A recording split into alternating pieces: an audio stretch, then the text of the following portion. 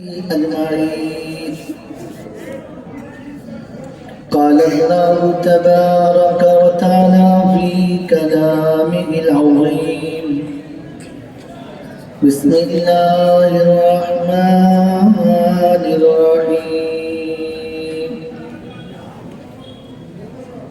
رب اشرح لي صدري ويسر لي أمري واحلل عقدة من لساني يفقهوا قولي. وقال أيضا: سبحانك لا علم لنا إلا ما علمتنا إنك أنت العليم الحكيم. وقال أيضا: ربنا لا تؤاخذنا إن نسينا أو أخطأنا. شكرا آمين. فقال الله عز وجل: اليوم أكملت لكم دينكم وأتممت عليكم نعمتي ورضيت لكم الإسلام دينا. فقال أيضا: ومن يبتغي غير الإسلام دينا فلن يقبل منه وهو في الآخرة من الخاسرين. فقال الله عز وجل: إن إلينا إيابهم ثم إن علينا حسابهم.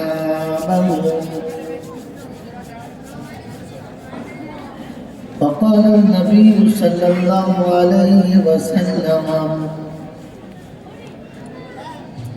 طلب العلم فريضة على كل مسلم. رواه مسلم. فقال النبي صلى الله عليه وسلم: خير الحكمة خشية الله وخير الغنى غنى القلب وخير زاد التقوى وخير ما أوتيتم العافية وخير الكلام كلام الله وأحسن الهدي هدي محمد صلى الله عليه وسلم وشر الأمور محدثاتها وكل محدث بدعة وكل بدعة ضلالة وكل ضلالة في النار أو كما قال عليه الصلاة والتسليم. صدق الله المولانا العظيم وصدق رسوله النبي الكريم ونحن على ذلك لمن الشاهدين والشاكرين. يا أيها الذين آمنوا صلوا عليه وسلموا تسليما. اللهم صل على محمد وعلى آل محمد كما صليت على إبراهيم وعلى آل إبراهيم إنك حميد مجيد. اللهم بارك على محمد وعلى آل محمد كما باركت على إبراهيم وعلى آل إبراهيم إنك حميد مجيد. بلغ العلا بكماله كشف الدجى بجماله حسنت جميع خصاله صلوا عليه وآله. खुदा अगर तू करम करे ज़बां पे बात ऐसी दे जो दिल पे असर करे. সকলে বলি আমিন. या साहिबल जमाल या सय्यिदल बशर من وجه المنير لقد نور القمر لا يمكن الثنايا كما كان حقه بعد الهدى بزرگ تو ہی قصہ مختصر. اللهم صل على محمد النبي الأمي الهاشمي وآله وصحبه وبارك وسلم تسليما كثيرا كثيرا. मेरे मोहतरम दोस्त और बुजुर्गों,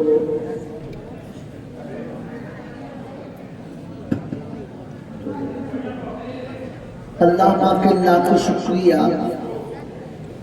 তিনি আমাদেরকে নিরাপদে নিশ্চিন্তে ভালোবাসার সমস্ত মানুষগুলোকে ত্যাগ করে আরামের বিছানা বর্জন করে শয়তানের দল থেকে সরে এসে ফেরেশতাদের দলে আর জান্নাতের বাগানে কিছুক্ষণ সময় অতিবাহিত করার সুযোগ পেলাম আর সেটাকে কাজে লাগাতে পারলাম. এজন্য মুক্ত কণ্ঠে কৃতজ্ঞতা স্বীকার করে বলি আলহামদুলিল্লাহ. সত্যি প্রশংসার একমাত্র মালিক হলো আল্লাহ. তিনি আমাদেরকে মানুষ করেছেন, উম্মতে মুহাম্মাদি করেছেন, মুসলমানদের দলে রেখেছেন, ফেরেশতাদের সাথে বসিয়েছেন, জান্নাতের বাগানে বসিয়েছেন. এতগুলো দয়া যিনি একসাথে করেছেন, প্রশংসা তিনি হলেন যোগ্য. তার কাছেই যেতে হবে, যাব না বলা যাবে না. আমার সময় মতো আমি যাব, এ সুযোগ কাউকে দেয় নাই আর আমাকেও দেবে না. তার কাছে যাওয়ার পরে লাঠি বল, পাটি বল, দল বল, বিদ্যে বল, বুদ্ধি বল, অর্থ বল, জনবল, মনোবল, বুকের বল, কোমরের বল, দেশের বল, দশের বল. তো কবর বলছে গোসল করে একবার শুবি, চল চল একবার চল, ওখানে গেলে বুঝবি সব বিপদ. অর্থের গরম, ডিগ্রির গরম, রূপের গরম, যৌবনের গরম, বাপের গরম, বেটার গরম, লাঠির গরম, পাটির গরম, নেতার গরম, নীতির গরম, দিল্লিতে দাদার গরম, কলকাতায় এলে দিদির গরম, বাঁশতলায় গেলে ফুল নরম. এই সব গরমকে যদি নরম করতে পারেন তিনি বলেন আল্লাহ. তার দরবারে কানা খোঁড়া, সাদা কালো, দেশি বিদেশি, আমাদের ওদের, এ দলের ও দলের, হাফিজ সাহেব, মৌলভী সাহেব, পীর সাহেব, ফকির সাহেব, ডাক্তার, মাস্টার, শিক্ষিত, মূর্খ, ধনী, গরিব, চাষা, ভূষো, কানা, পুজো, অচল, সচল, দুর্বল, সবল, মূল্যে সব একদল. হানাফি, শাফি, মালিকি, হাম্বলি, কাদরিয়া, চিশতিয়া, মুজাদ্দিদিয়া, নকশবন্দিয়া, দেওবন্দ, ফুরফুরা, তবলিগ, হিজবুল্লাহ, আজমগাছি, হাক্কানি, কাদিয়ানি, তালতলা, নারকুন্ডাঙ্গা, পাথরচাপড়ি, পিয়ারডাঙ্গা, মরিগেলি, কবরডাঙ্গা, আলমডাঙ্গা নয়। হিন্দু, মুসলমান, জৈন, খ্রিস্টান, বেঈমান, নাফরমান মরার পরে সব সমান সমান, তখন একটাই নাম, লাশ। আর ফেরেশতারা বলছে বাবা যখন যাচ্ছিস তখন যা, তবে দেখে যাস আগে চলে গেছে একদম সাইজ করা বাস। যদি আমল থাকে তো যাস, আর তা নাহলে ঢুকলি বাস। এই ক্ষমতা যিনি একাই মালিক, তিনি কে? ভাই যারা বসেছেন সকলে বলেন, এই বাচ্চা এখান থেকে তুলে দেন, কান ধরে তোলে না, তুলে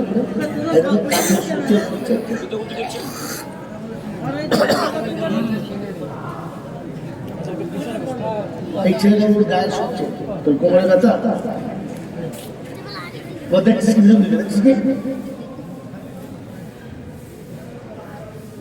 খচ্চরধারীর বেয়াদব বাচ্চারা।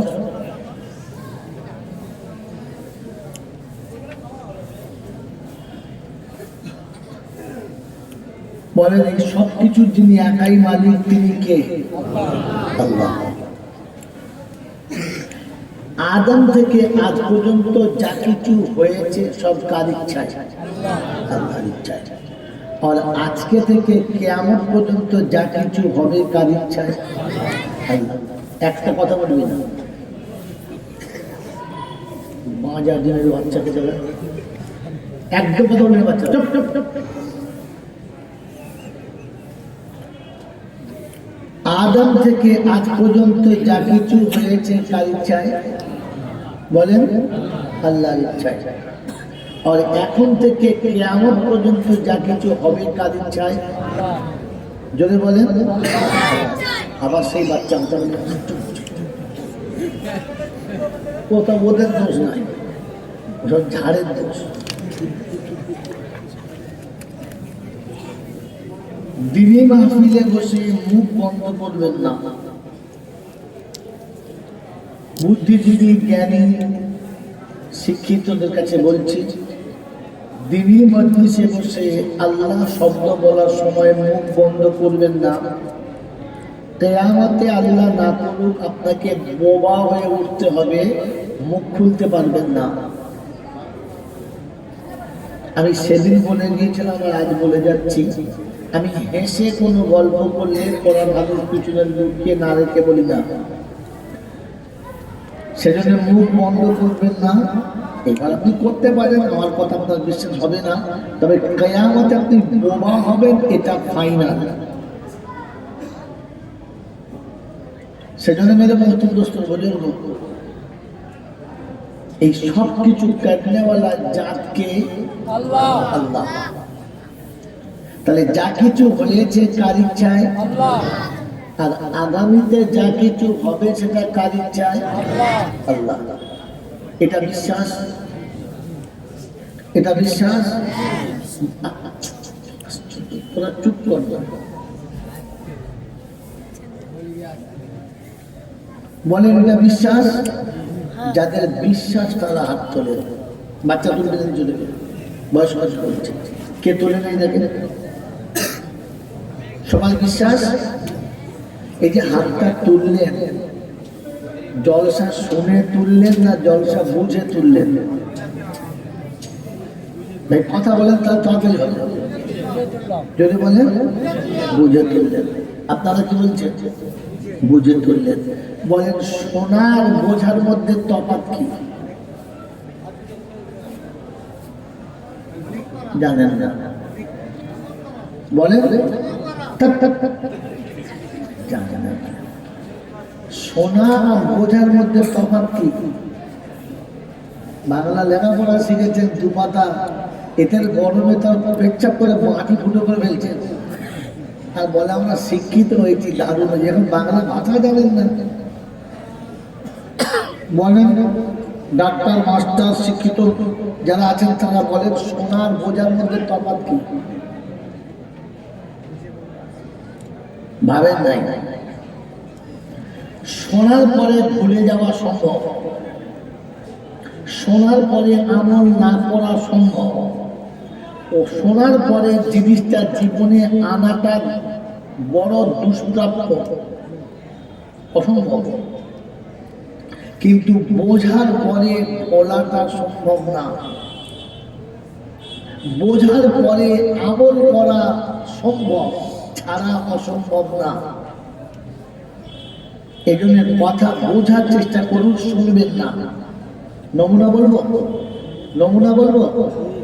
এই আপনাদের বহিষ্করিয়া মাদ্রাসার সামনে যে মাঠটা আছে, ওখানে যদি কোনো একটা উলঙ্গ ড্যান্স হয়, আর ওই ড্যান্স যদি ডেট হয়ে যায়, তো বিনা টিকিটে ঢুকতে পাবে?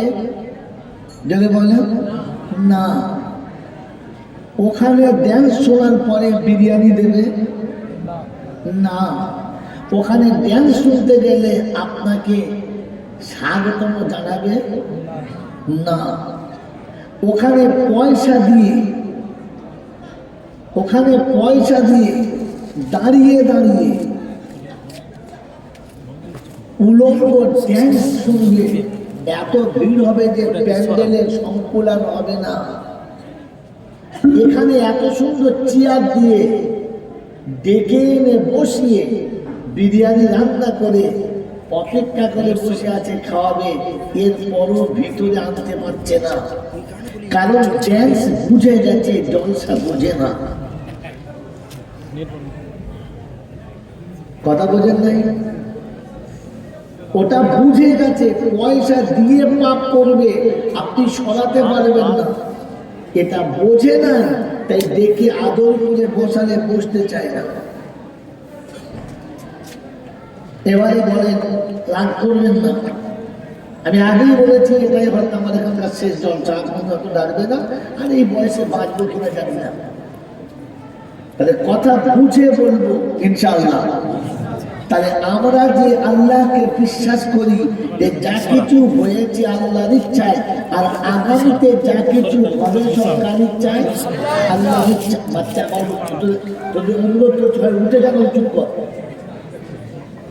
আমি এর একদম পক্ষপাতী নয় যে সবাই চিল্লালে কিছু হবে না।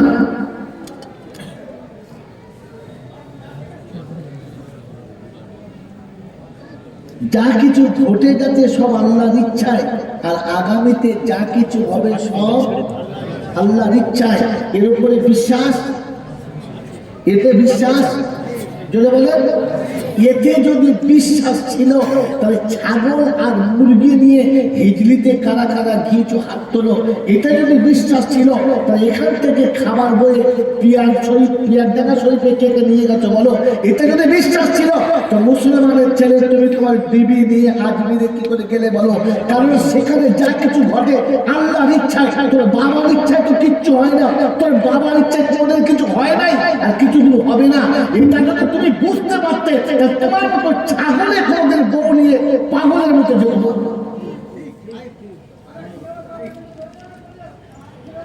তুমি তো জানো যা কিছু হবে সব কার ইচ্ছা? আল্লাহর ইচ্ছায়। তো আল্লাহর ইচ্ছা যদি হবে, তো তাহলে তোমাকে মসজিদে আসা দরকার ছিল আল্লাহর ভয়ে। তুমি তোমার বাবার দরবারে নিজেও গেলে, আবার বউটাকেও নিয়ে গেলে।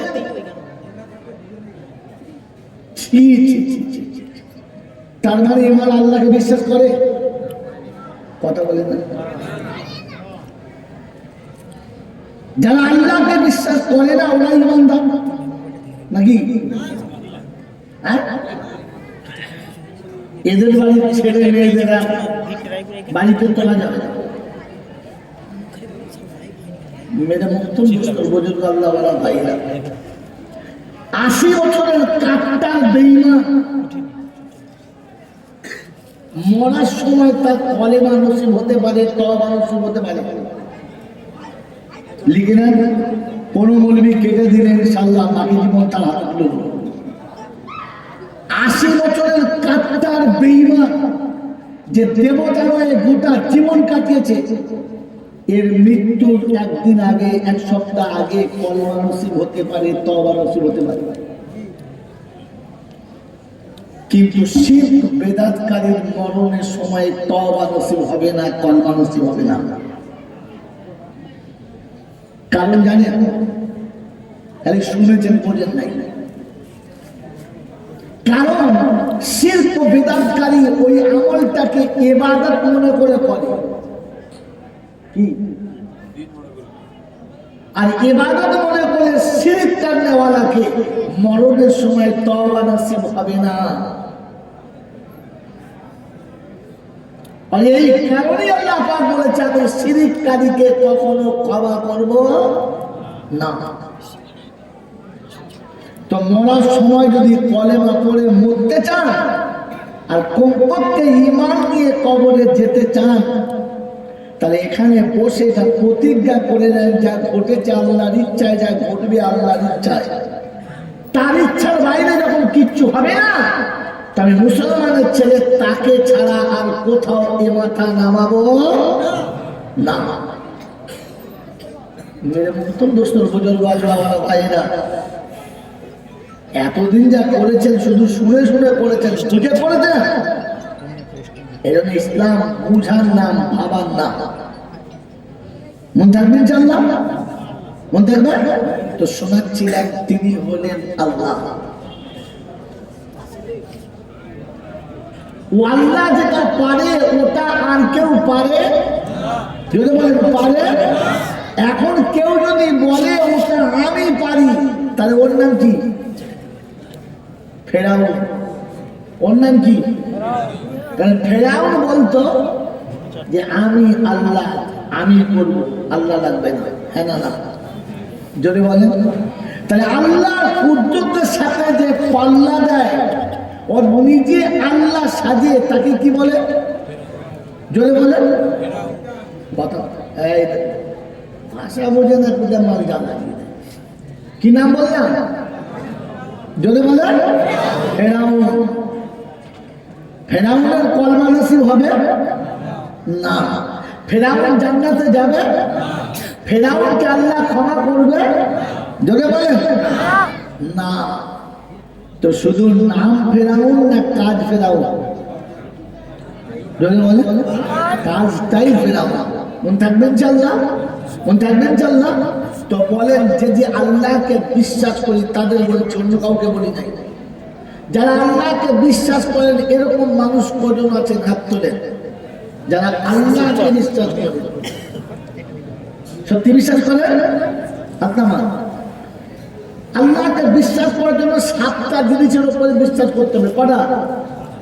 কটা বলে?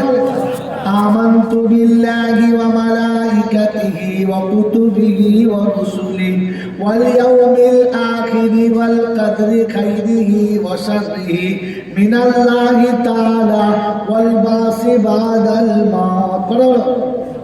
7টা। কটা হলো? 7টা।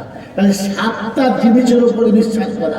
একটা হলো ওয়াল কদরি খাইরিহি, তকদিরে যা কিছু ভালো আর মন্দ আছে, মানে আমার তকদির মানে ভবিষ্যতে যা কিছু আছে, এই সব কিছুর মালিক কে? আল্লাহ। আমার দুনিয়াতে রাখা না রাখার হায়াত ও মউতের মালিক কে? আল্লাহ। বিশ্বাস? জোরে বলেন বিশ্বাস। ভেবে দেখেন, মেরে মতো দোস্ত বুঝবো, ভেবে দেখেন।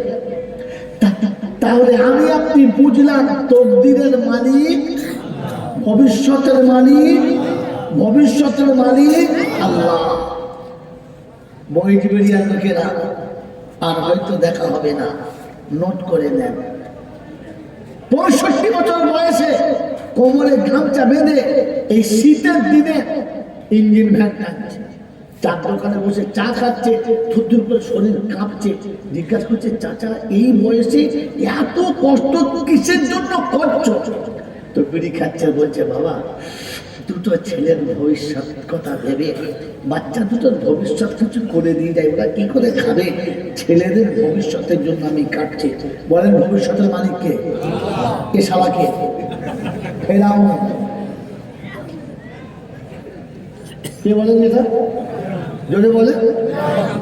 এই ফেরাউন মরলে তুমি কলমাখানি করছো? ছেলেদের ভবিষ্যতের মালিক কে? তো আমি তার জন্য নিজের জীবন যৌবন জলাঞ্জলি দিচ্ছি। আমি কে? ছেলের ভবিষ্যৎ তোমার হাতে? কার হাতে? আল্লাহর হাতে। কিন্তু তুমি নিয়েছো কার হাতে? তোমার নিজের হাতে। আমার ছেলেদের ভবিষ্যৎ করে দিচ্ছি। তাহলে বুঝতে হবে তুমি তো সেকেন্ড খোদা, সেকেন্ড গড ফেরাউন সেজে বসে আছে। এরকম ফেরাউন যদি হজরত থেকে কারা ঘরে মরে তো সারা জাহান্নামে প্রথম যাবে, দ্বিতীয় মানে প্রথমবার যাবে। আমার বাবাজিরা, আমার সোনার বন্ধুরা, আমার সোনামণি মায়েরা বলে না, হ্যাঁ গো চাচা, দুটো ছেলে এত বড় বড় ঘর কিসের জন্য করেছো, কার জন্য করছো? তো বলছে বাবা কি বলবো, অনেকগুলো নাতিপতা, ওদের সুখের জন্য চুপ করে দিয়ে যাচ্ছি। সুখ দুঃখের মালিককে এটাকে কাল সকালে চার দোকানে বসে বসে দেখবে গায়েতে কটা ফেরাউন বেরোয়। খালি মিশরে ফেরাউন দেখতে যাচ্ছ, তোমাদের পাড়ার ফেরাউন কোটাকে দেখবে। এখান থেকে গায়েতে করে যাচ্ছে, কোথায় মিশরে যাচ্ছি কি দেখতে বলে, নিজে ফেরাউন ফেরাউন দেখতে। এবার নিজের দিকে তাকিয়ে দেখো আমি ফেরাউন হয়তো। বাবাজিরা সোনারা জ্ঞানী শুধুই বসে না।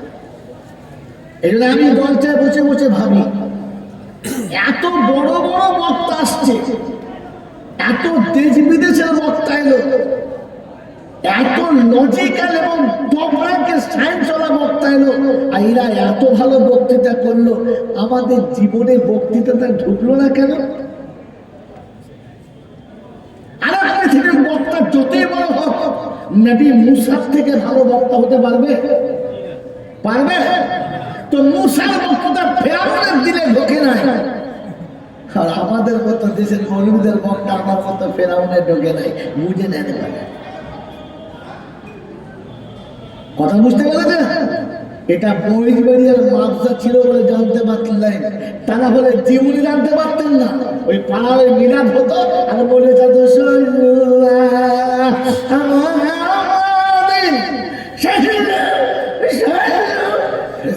ছিলেন তোর আলু খেতা বসবে। মেরে মোহতম দোস্ত পর্যন্ত কোরআন হাদিস বোঝার চেষ্টা করে, মাদ্রাসাকে চেনার চেষ্টা করে। মনে থাকবেন ইনশাআল্লাহ। তো সারা জীবন জলসা শুনলে আপনার চরিত্র পাল্টাবে না, কারণ ওলামাদের বক্তৃতা ফেরাউনের দিলে ঢোকে না। যদি আপনার হৃদয়ে কোরআন হাদিস না নেয় তো তাহলে জানতেন মুসা বয়ান করছে আর ফেরাউন বসে শুনছে, ও শালা তক দিয়ে ঢুকবে না।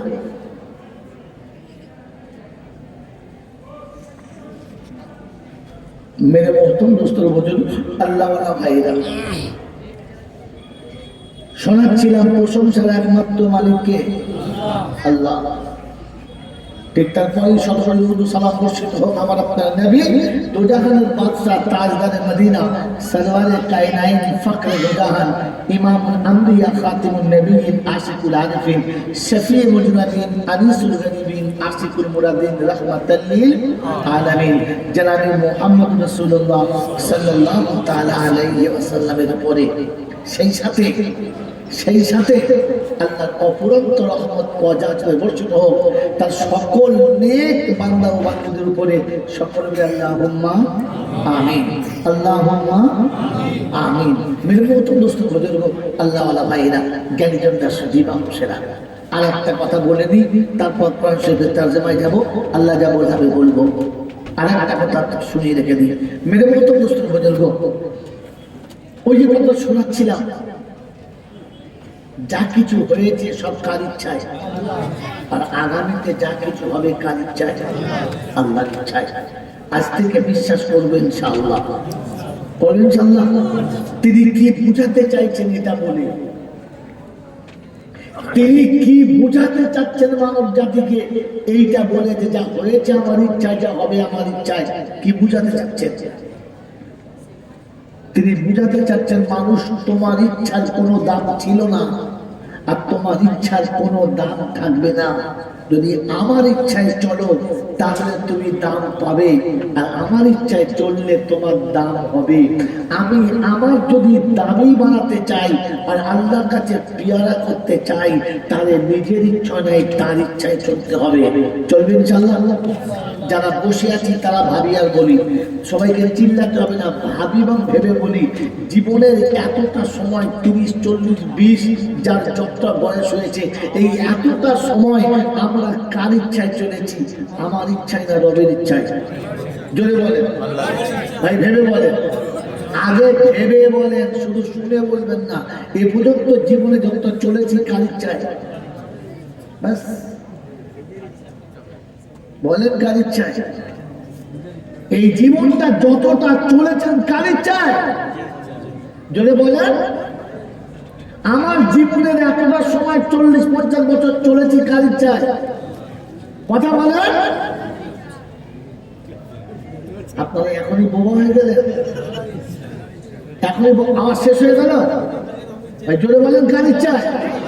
আল্লাহর ইচ্ছায়। কার ইচ্ছায়? দাড়ি চেঁচেছেন আল্লাহর ইচ্ছায়, পনের টাকা নিয়েছেন আল্লাহর ইচ্ছায়, সুদের ব্যবসা করছেন আল্লাহর ইচ্ছায়, জানবার যারা এমন করে বলে কি করে ভাবতে পারে যে আল্লাহর ইচ্ছায়, বিয়ে করার পরে বউয়ের উপর অত্যাচার করছেন আল্লাহর ইচ্ছায়, নিজের জিন্দগিতে কোরআন শেখেন নাই, একটা বাচ্চাকে কোরআন শেখার সুযোগ করে নাই, এটা আল্লাহর ইচ্ছায়।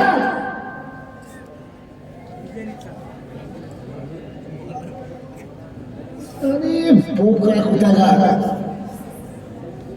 এই জাতি আবার দুপাতা লেখাপড়া শিখে দেয়ালে ফুটবে লেগে শিক্ষা এই জাতি। যদি বলে মেরুদণ্ড, মেরুদণ্ড কার নাম? মেরুদণ্ড কার নাম? যেটার উপরে সে স্থির দাঁড়াতে পারে। হ্যাঁ না না? যদি বলেন যে শিক্ষা শেখার পরে বিধবা কেঁদে চলে যায়, বিধবা যেখানে ইনসাফ পায় না, এতিম যেখানে হক পায় না, প্রতিবেশী যেখানে শান্তি পায় না, আমার জাতি যেখানে দাঁড়াতে পারে না, এই শিক্ষাই জাতির মেরুদণ্ড। যে শিক্ষা শিখলে বলে ভাই ভাইকে দেখে ভয় করে, বোন ভাইকে দেখে ভয় করে, যে শিক্ষা শিখলে পরে রক্তের সম্পর্ক ছাড়তে বাধ্য করে, এটাকে জাতির মেরুদণ্ড বলে। আর শিক্ষিত ছেলেরা মা বাপকে একটু আদর করলে বোনেরা শ্বশুর ঘরে কাঁদে, কেন রে? বলছে মনে হচ্ছে সম্পত্তিটুকু সব লিখে নেবে আর আমরা পাবো না। হ্যাঁ না বলেন? যে শিক্ষা শিখলে মাসলুম ইনসাফ পায় না, স্বার্থপর বেঈমানের পান খেয়ে বেরিয়ে যায়, আর ইমানদার মার খেয়ে লজ্জিত হয়ে বাড়ি যায়, এটা জাতির মেরুদণ্ড? মেরুদণ্ড লেখার সময় তো লজ্জা লাগে না, যা মন গেছে লিখে দিয়েছে, শিক্ষাই জাতির মেরুদণ্ড। আরে জাতির শিক্ষা জাতির ধ্বজভঙ্গ। মেরে মহতম দোস্তরা বুজুর্গ আল্লাহ ওয়ালা ভাইরা, যে শিক্ষা শিখলে মানুষ মানুষের শরীরের কোন অঙ্গ বিক্রি করা শরীয়তে হারাম। ওলামারা জিজ্ঞাসা করেন মাথার চুল ঝাড়ার পরে ছিঁড়ে যাওয়া চুল বিক্রি করে খাওয়াটা শুয়োরের গোশতের থেকে বেশি হারাম? জিজ্ঞাসা করে। যে শিক্ষা শিখলে পরে আপনার ছেলেটাকে মরার পরে নয়, মরার আগে দাঁড় করিয়ে কষায়ের মতো বিক্রি করে, ওই শিক্ষাই জাতির মেরুদণ্ড। মানে মুসলমান বাহ! যে বিদ্যা শিখলে পরে, যে বিদ্যা শিখলে পরে সকাল থেকে সন্ধ্যা পর্যন্ত মিথ্যা কথার ফুল ঝুড়ি ছোটায়, ওটাই জাতির মেরুদণ্ড। ছি ছি ছি ছি, আপনি তো বুঝেন নাই, মন্দ শুধু শুনেছেন। আমার কোনো কথা দিতে মাথা লাগলে ক্ষমা করবেন, আর ইনসাফ করে বিচার করে বাকি জীবন পার করবেন। মেরে মহতরম দোস্ত বুজুর্গ আল্লাহ ওয়ালা ভাইরা, আপনি শুনেছিলেন শিক্ষাই জাতির মেরুদণ্ড। শিক্ষা কার নাম ওটা জানতেন না, শিক্ষা কোথা থেকে উৎপত্তি তাও জানতেন না, কোন শিক্ষা জাতির মেরুদণ্ড এটাও জানতেন না, শুধু শব্দটুকু শুনেছেন শিক্ষাই জাতির মেরুদণ্ড। আমার বন্ধুরা, আমার আল্লাহওয়ালা ভাইরা, জ্ঞানীজনরা, সুধী মানুষেরা, যে শিক্ষা মানুষের জীবনে এলে সুদের কারবারি উঠে যাবে, যে শিক্ষা মানুষের ভিতরে এলে মদের দোকানে তালা পড়বে, যে শিক্ষা মানুষের কাছে এলে নারী তার সতীত্ব ফিরে পাবে, যে শিক্ষা মানুষের কাছে এলে বিধবা ইনসাফ পাবে, যে শিক্ষা মানুষের কাছে এলে এতিমটার হক পাবে, যে শিক্ষা মানুষের কাছে এলে পদ হলা মানুষ সঠিক পদ পাবে, যে শিক্ষা মানুষের কাছে এলে আমানতের মাল সে সময় মতো পেয়ে যাবে, যে শিক্ষা মানুষের কাছে এলে নারী পুরুষের মাঝখানে একটা পর্দা থাকবে, যে শিক্ষা মানুষের কাছে এলে কারোর চোখে পানি এলে মুছে দেওয়ার পাশে একটা বন্ধ পাওয়া যাবে, যে শিক্ষা এলে বিপদের সময় তাকে হাত বাড়াতে হবে না, বন্ধু এসে আগে হাতটা বাড়িয়ে দেবে, যে শিক্ষা পেলে অন্ধ কোনোদিন পথ চলতে গিয়ে হোঁচট খাবে না। এই শিক্ষাই ছিল জাতির মেরুদণ্ড। যে শিক্ষা জাতির কাছে এলে বৃদ্ধ পথে বসে কাঁদবে না, যে শিক্ষা জাতির কাছে এলে গর্ভধারিণী কোনোদিন বৃদ্ধাশ্রমে যাবে না। এটার নাম জাতির মেরুদণ্ড।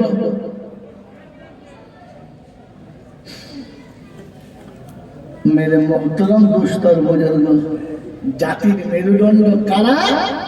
বহিজ বেরিয়া বাজারেতে বৃদ্ধাশ্রম করেছে যারা। হ্যাঁ না বলে?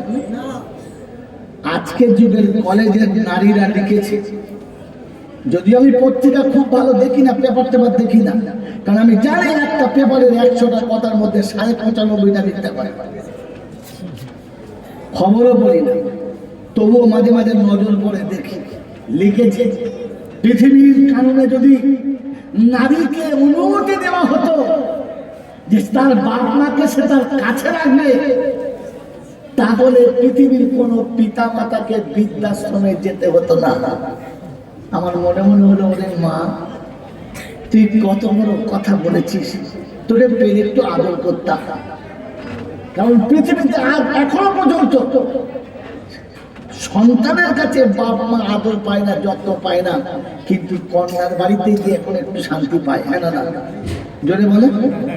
তো সে মেয়েকে লিখেছে যে পৃথিবীর কারণে যদি মেয়েকে অনুমতি দেওয়া হতো তার পিতা মাতাকে সাথে করে নিয়ে যাওয়ার, তো তাহলে পৃথিবীর কোন পিতা মাতাকে বৃদ্ধাশ্রমে যেতে হতো না। লাইনটা আমি কেটে দিয়ে নিচে লিখলাম যে পৃথিবীর প্রত্যেকটি বউমা যদি শ্বশুর আর শাশুড়িকে নিজের পিতা মাতার মতো করে তুলে নিত, তাহলে জীবনে কোন শ্বশুর শাশুড়িকে বৃদ্ধাশ্রমে যেতে হতো না।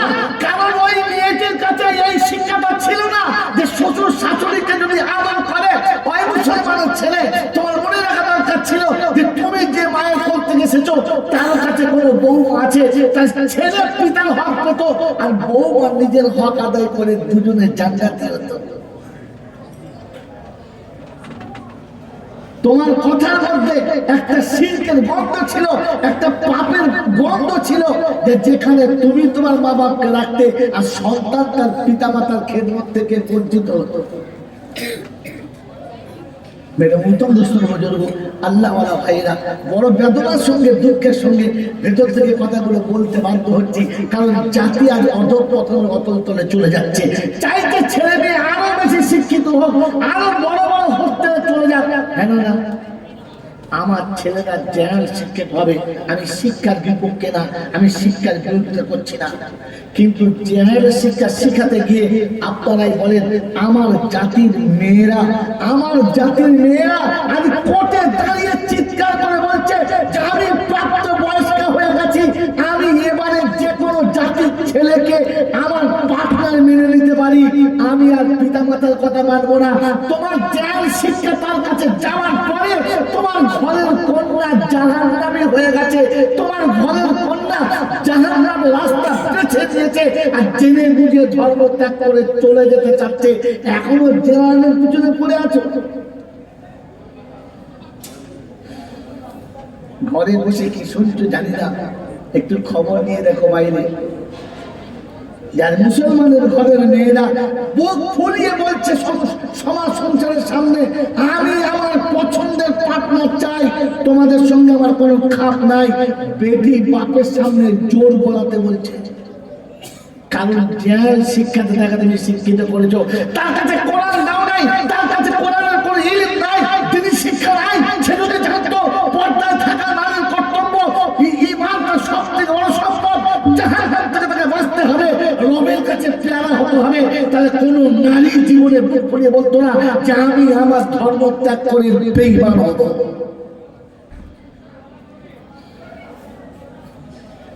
আপনার জেল শিক্ষিত, আপনি আপনার মেয়েকে একটা গায়ের কমের হোস্টেলে রেখেছেন এডুকেটেড বানাতে, জানেন আপনি আপনার কন্যাকে জেনে বুঝে ওই রকম দেহ বিক্রি করা হোস্টেলে পাঠিয়েছেন যেখানে অবাক চিত্তে দেহ বিক্রি হবে, ওনার কিচ্ছু থাকবে না। আপনি পিতা হয়ে এরকম জায়গাতে বাচ্চাকে বসিয়ে দিচ্ছেন আর এখন মনে করছেন আমি এডুকেটেড হচ্ছি। বিবাহের আগে আপনার কন্যা কয়েকটি বাচ্চার মা হয়ে করে বাড়ি আসছে, খবর আছে আপনার কাছে? বাচ্চাকে এডুকেটেড বানাচ্ছে। মেরে মুহতম দোস্ত বুজুর্গ, আগে নিজের খবর রাখেন, ইমানের দিকে তাকান। কারণ যে হোস্টেলে আপনার মেয়েটা পড়ে সেখানকার কোনো বাচ্চা জানে না জেনা করা কত বড় পাপ, সেখানকার কোনো বাচ্চা জানে না যে আমাকে একটু হিসাব দিতে হবে, সেখানকার বাচ্চা জানে না যে আমাকে রবের সামনে দাঁড়াতে হবে, সেখানকার বাচ্চা জানে না কবরে আমাকে কল ফেলতে হবে, সেখানকার বাচ্চা জানে না যে আমাকে আমার রবের সামনে দাঁড়ালে এটা অন্যায় বলে মনে হবে, সে জানে আমার যৌবন আগুন যখন জ্বলেছে নিবারণের জন্য জায়গা রেখেছে, আমার যৌবনের আগুনটা ওই পাত্রে ঢেলে দিই, বাস। সে জানে কুত্তার আগুন লাগলে যেমন ঢেলে দেয়, গরু মোষের আগুন লাগলে যেমন ঢেলে দেয়, জীব জন্তু যেমন ঢেলে দেয়, আমিও তেমনি একটা প্রাণী, আমার আগুন জ্বলেছে এখন আমি ঢেলে দেবো, বাস। হতো একবার মনে হয় না যে আমাকে রবের সামনে দাঁড়াতে হবে, এই শিক্ষা কোরআনে আছে আর কোথাও নাই। এই জন্য মেরে মুহতরম দোস্ত বলছিল আল্লাহ রাস্তা আমাকে ক্ষমা করে দেবেন। রাসূলের কারখানায় বসেছেন, আল্লাহকে ভালোবাসেন, রাসূলকে ভালোবাসেন, ইসলাম আপনাদের কাছে পছন্দের, হ্যাঁ না বলেন? ইসলাম পছন্দের, জোরে বলেন, সত্যি বলেন। ইসলাম পছন্দ করেন, করেন আপনারা সবাই পছন্দ করেন? বিয়ের দিনে যে পোশাক পরে বসে আছেন এইরকম প্যান্ট শার্ট পরে কে কে বিয়ে করতে গেছেন হাত তোলেন? একজনও জান নাই। বিয়ের দিনে কি পরে গেছেন? বড় পাঞ্জাবি, একটা ভালো পায়জামা, হ্যাঁ না বলে, মাথায় একটা সুন্দর টুপি কিংবা পাগড়ি, এটা দিয়ে বিয়ে করতে গেছেন তো? জোরে বলে, এটা ইসলামী পোশাক না অন ইসলামিক? জোরে বলে আর কথা বলে ইসলামিক, এটা পছন্দ করেন তো? তাই তো করে গেছে, হ্যাঁ না বলেন? ইসলামের এই পোশাক যদি তোমার পছন্দের ছিল তো 3 দিন বাদে যখন আপনি দ্বিতীয়বার শ্বশুর বাড়ি গেলেন তখন পোশাকটা কি করে পরে গেল? বিয়ের দিনে যখন বিয়ে পড়ানো হলো, দেশ দুনিয়ার মানুষ ছিল, ছোট ছিল বড় ছিল, নারী ছিল পুরুষ ছিল, শিক্ষিত ছিল মূর্খ ছিল, আলেম ওলামা ছিল, নামাজি বেনামাজি ছিল, সবার সামনে দাঁড়িয়ে জামাই উঠে বলল আসসালামু আলাইকুম, বলেছে না বলে নাই? তার মানে প্রমাণ করলে আমি একটা চিটিংবাজের বাচ্চা, আমি একটা মুনাফিকের বাচ্চা, তাই জীবনে কাউকে সালাম দিই নাই, আর আজকের পরে আর কোনোদিন কাউকে সালাম দেবো না। আজকে সালাম দিয়ে চিটিংবাজি করে পোশাকটা পরে মেয়েটাকে নিয়ে চলে যাচ্ছি, এই পোশাক কোনোদিন আর পরবো না, আর জীবনে শ্বশুরকে সালাম, বিয়ের দিন তো সালাম দিয়েছে, তারপরে জীবনে কখনো শ্বশুর বাড়ি ঢুকে শ্বশুরকে বলেছে আব্বা আসসালামু আলাইকুম বলেছে? বলেন বলেছে? কারণ আপনি তো আদৌ মুসলমান কিনা সন্দেহ আছে। এই জন্য মেরে মুহতরম দোস্তর বুজুর্গ, এতটুকু কথা শুনিয়ে দিলাম জাতিকে বাঁচানোর জন্য, নিজে বাঁচার জন্য আর নিজের জাতিকে জাহান্নাম থেকে বাঁচানোর জন্য কথা বুঝবো ইনশাআল্লাহ। বলেন বুঝবো ইনশাআল্লাহ? ওই যে শুনিয়েছিলাম মুখ বন্ধ রাখবেন না, খোদা না করুক কিয়ামতে বোবা হয়ে উঠবেন, ওটা আমার নিজের গল্প না। এই ওলামারা বসে আছে, হাফেজে কোরআন বসে আছে, জিজ্ঞাসা করে আল্লাহ চাচ্ছে ওয়ামান আরাদা আন যিকরি فإن له معيشة ضنكا ونحشره يوم القيامة أعمى قال رب لم حشرتني أعمى وقد كنت بصيرا قال كذلك কাযালিকা আতাতকা আয়াতুনা ফানাসিতাহা ওয়া কাযালিকাল ইয়াওমা তুনসা। রব্বুল জালাল শোনাচ্ছে, মুমিন তুমি শোনো, মুসলমান তুমি শোনো, কোরআন মাননেওয়ালারা শোনো। ওয়া মান আরাদা আন যিকরি ফাইন্না লাহু মাঈশাতান দানকা। আমার স্মরণ যখন ভুলে যাবি, যখন আমায় মনে রাখবি না,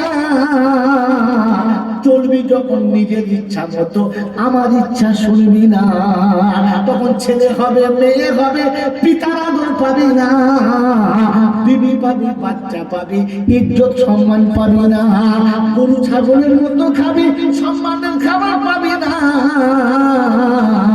তখন পাবে শুধু লাঞ্ছনা আর যন্ত্রণা, ডাক্তার ওষুধ খুঁজে পাবে না, জাতি বিচারেতে আসবে না। এখন এমন এমন রোগ উঠছে, ডাক্তার ওষুধ পাচ্ছে না, হ্যাঁ না বলে? আর এমন এমন বিপদে মানুষ পড়ছে, বাঁচাবার রাস্তা পাওয়া যাচ্ছে না, কারণ তুমি তোমার ইচ্ছায় চলেছ, রব ভুলে গেছো, রব ভুলে গেছো। আর তুমি খোদা সেজে বসে আছো, তো খোদায় পাক বলছে, দেখে খালি আমার মজাটা, দুনিয়া তোকে ছেঁচড়ের মতো বানাবো, সাজ্জাদকে পয়সা দিয়েছি, সাজ্জাদকে পয়সা দিয়েছি, জান্নাত নিজে হাতে বানিয়েছে, হ্যাঁ না? যদি বলেন, কিন্তু ভেতরে ঢুকতে পারি নাই, আল্লাহ দেয় নাই। জোরে বলে তো বহিজ বেরিয়া লোকের। এবার তোমার গল্প শুনে নাও।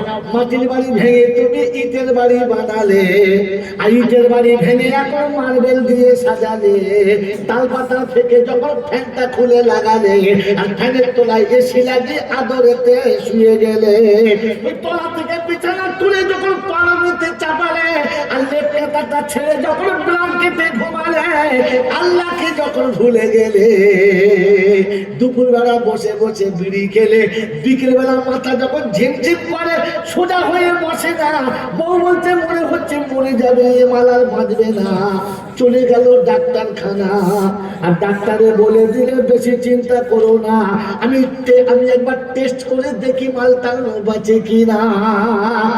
খানিক পরে বললে, শোনো প্রেশার হয়েছে হাই, চিল্লালে মাল্লাই, সুগার হয়েছে বেশি, আর বেশি ভালো মন্দ খেলে বলে দেবে বউ থাকো আমি আসি। তাই বললে, হ্যাঁ। ঘাড় করে সৃষ্টির, কোমরের ব্যথা ভালো হচ্ছে না, স্পন্ডেলাইজার হয়েছে, মালার বাজবে না, নরম বিছানা পাবে না, বালিশ মাথায় দেবে না, এবারে মাটির উপরে শুতে হবে, চটের হবে বিছানা, রক্ত জল যাওয়ার তোকে দিয়ে বানিয়েছি সাজ্জাদের মতো জান্নাতের বালাখানা, কিন্তু কুত্তার মতো মাটিতে শোয়াবো, খাতে ছুটে পাবে না। এখানকার ডাক্তারদের ব্যবসা আউট হবে। কি বলেন জি? বালিশ বউ মাথায় দেয়, ও খালি মাথায় শুয়ে, ও চাচা বালিশ, বলছে না রে বাবা বালিশ হবে না, তো লেপের উপর শোক, বলছে না আমার স্পন্ডেলাইজার, শুলি বেকার, কিসে শোবে? বলে যে মাটির উপরে, দেখো মাটিতেই যখন যেতে হবে, সারা হারাম খানের বাচ্চা, এতদিন মনে করছে মাটিতে যেতে হবে, এখন বলছে মাটিতে যখন যেতে হবে, কোমরে লাফলে নামে যাও, তো মাটি বাড়িতে 3 তলা করতে কে বললো? হ্যাঁ, বেশ তো তালা পাতার তোলায় ছিলিস, তোকে এসি লাগাতে কে বললো? খজরানো করে নিজের সাজ্জাদের মতো জান্নাতের বালাখানা বানিয়েছ, খোদা বলছে ঢোকার আগে তুলে নেবো, শুনে রেখে দে, সাজ্জাদকে তো তুলে নিয়েছি, সারা বেঁচে গেছে, তখন ভেতরে রেখে মারবো।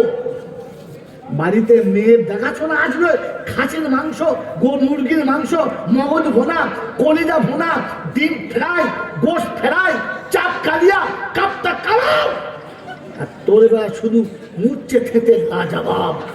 কি বলেছি? বলছে সবাই খাও, একে বলছে উচ্ছে থাকা দিয়ে চালাও, বলছে সাজ্জাদের বাচ্চা তোর নাম, ওরা খাবে তুই দেখে যা, জান্নাত তুই করবি, বাইরে বসে বসে দেখবি, ঢুকতে পারবি না। কি বলেন জি? হ্যাঁ, আরে তোমাদের বইজ বাড়ি আছে, আমাদের দোকান আছে না, কি দোকান আছে না, খুব সুন্দর তোমাদের মিষ্টি দোকান, দাম খুব ভালো দাম, কি দোকান? হ্যাঁ, বইজ বাড়ির মিষ্টি দোকান নাম কি? আপনজন থেকে 30 রকম কোয়ালিটির মিষ্টি এনেছে, আপনজন। মিষ্টির খাঞ্চা থেকে না সালা 80 বছরের বুড়ো মুখের 22 বছর যুবকের মতো মুখ মুখছে, দাও এক পিস দাও, এক পিস দাও। ওদের ঘরের ভেতরে মেয়েরা গলা ঝাড়া বলছে, কি খবর? ভেতর থেকে নাকুড়ি দেখাচ্ছে, খেলে সব বন্ধ করে দেবো। কি বুঝলে, ওরা সব মিষ্টি খাচ্ছে আর মাঝে মাঝে বসে খালি নিম পাতার গুলি চিবুচ্ছে। বলছে কি বাবা? বলছে ভাই এটাই ভিটামিন বেশি, নিম পাতা খাওয়া ভালো।